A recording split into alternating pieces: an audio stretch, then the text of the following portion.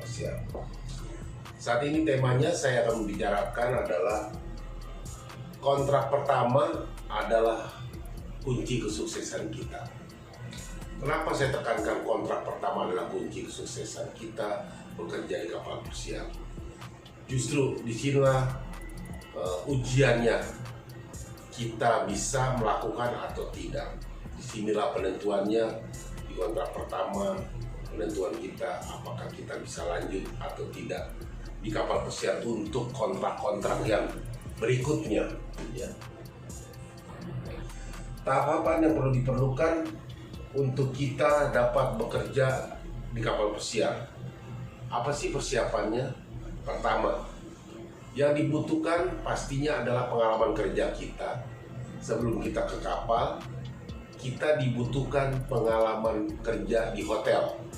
Ya, pengalaman kerja di hotel minimum 1-2 tahun. Kita harus mendapatkan paklaringnya, ya, karena itu juga merupakan syarat utama, salah satu syarat utama kita untuk dapat bekerja di kapal pesiar. Kemudian apalagi?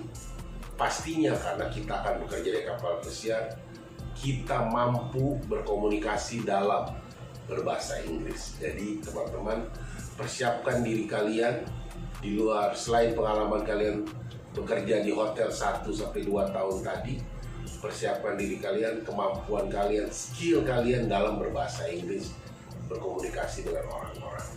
Hal-hal apa lagi yang mendukung selain kita pengalaman kerja sudah, berbahasa Inggris sudah, pastinya akan yang diperlukan kemudian adalah kekuatan kita atau kesehatan kita secara fisik. Ya.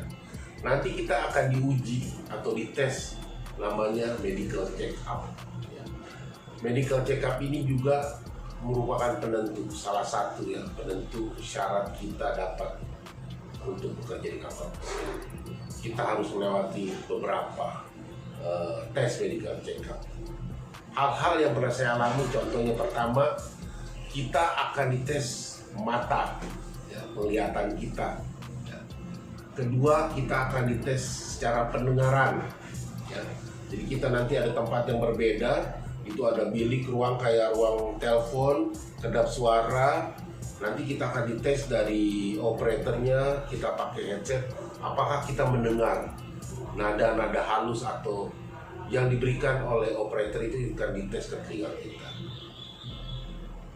Apalagi pernapasan, nanti kita itu ada tes pernapasan, kita ada alat tiup, dia akan kita melihat gelombang berapa panjang itu pernapasan kita. Ya. Jadi juga itu perlu dipersiapkan. Mata sudah, telinga sudah, pernapasan sudah.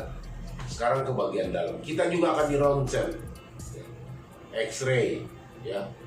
Makanya buat teman-teman pria pada umumnya yang perokok, stop smoking, ya, karena itu akan mempengaruhi daripada tes kesehatan kalian nanti. Jadi karena benar-benar harus clear, harus bersih, ya.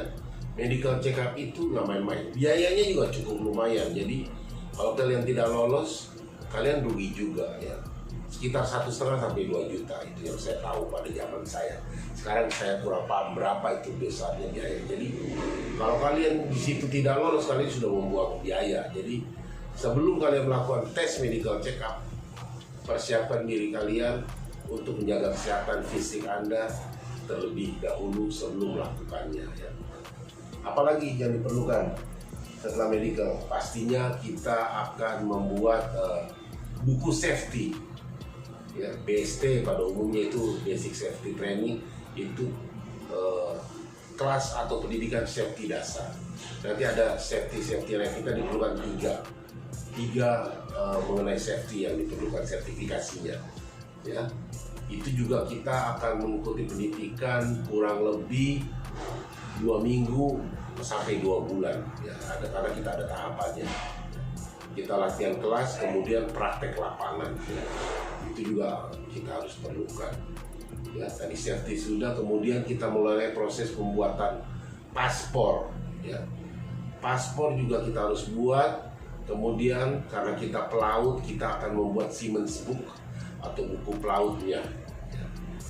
Setelah semua ini ada, kita juga persyaratan sudah terpenuhi, kita sudah mengikuti pendidikan kelas dan segala macamnya, semua sudah lancar, kita akan interview dengan user di mana perusahaan kapal pesiar yang akan membutuhkan karyawan. Kita akan dites dan interview.